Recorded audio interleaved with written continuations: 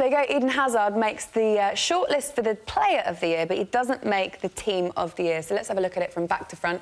Ederson of Manchester City in goal there. Trent Alexander-Arnold of Liverpool right back. The two centre-backs, Virgil van Dijk and Laporte of Manchester City. And then another Liverpool player in there, Robertson. And then you have Bernardo Silva and Fernandinho from City. And Pogba, the only Manchester United representative, and in fact the only player in that 11 that isn't represented from Liverpool and Manchester City. Then you've got Sterling, Aguero and Mane, the front three. First of all, let's speak about Pogba. We will get on to Eden Hazard in a moment, but Paul Pogba, for the last few days, or at least the last couple of weeks, has created much debate. Do you think that his place in that 11, the Team of the Year, is warranted? I personally wouldn't have put him in there. I think he's a fantastic player and obviously a great talent, but no, for me, I don't think he's warranted getting into that team. I think it's an exceptional sort of accolade for the players to be selected for that, and I just don't think he's done it week in, week out. When you look at Paul Pogba and the stats that he's performed this season, he's had more goal involvement than any other midfielder in the Premier League. Joint most goals by a midfielder in the Premier League this season was Sigurdsson as well. This was probably done 2 or 3 weeks ago, potentially. Do you think that people are too influenced on his most recent run of form? Possibly, but when you talk about goal involvements as well, I think he's got 15 goals, but I mean, maybe 5, 6, 7 of those are penalties. So, you know, that they would count in his favour. So would he not make your team either? No, he wouldn't. There's no way that you could overlook people like Hazard, Eriksen, maybe Son, even, you know. Slightly different positions, and probably, like when myself and Glenn sat down as players and done our team, you try to put a formation out there, and I think it's the fact that he is fitted into a midfield formation is probably what's got him a selection. For Hazard to be in the top 6 players, potentially, for PFA Player of the Year, to do what he does for Chelsea and not be in the 11 is quite astounding. I imagine he makes your 11 as well, then? Yeah, I'd like I say, it's one of those. If you pick the 11 as if they're going to go and play a match, then it's tough because you can't really move the front three. But would you play Hazard in midfield? And I think that's what Stuart's saying. I think Pogba's got in there because of the position rather than the actual people thinking he's been the best player in that position. So it's a tough one. But I do feel for Pogba in a way because I think the way he plays his football, he's casual and calm and relaxed, and when things are going for him, it looks great. But when things aren't, people can sort of lose their temper with him a bit quicker than they would with somebody else. Stuart, when you look at the rest of the team, were there any other changes you'd make? Trent Alexander-Arnold in at right back?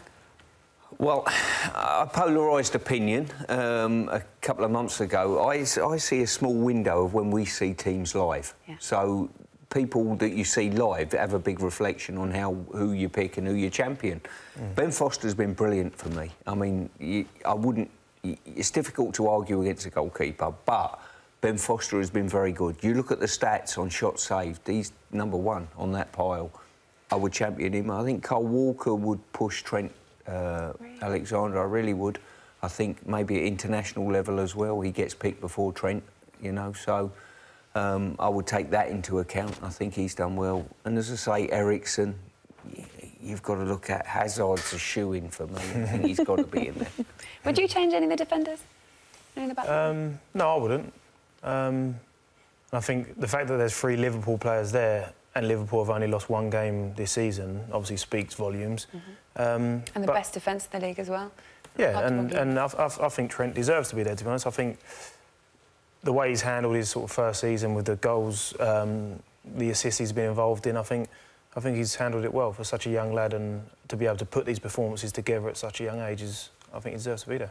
What do players make of this, of the Team of the Year? It causes much debate amongst the likes of us, the media and also the fans, but individual players, when you see yourself picked in a team like that, you know, what do you feel?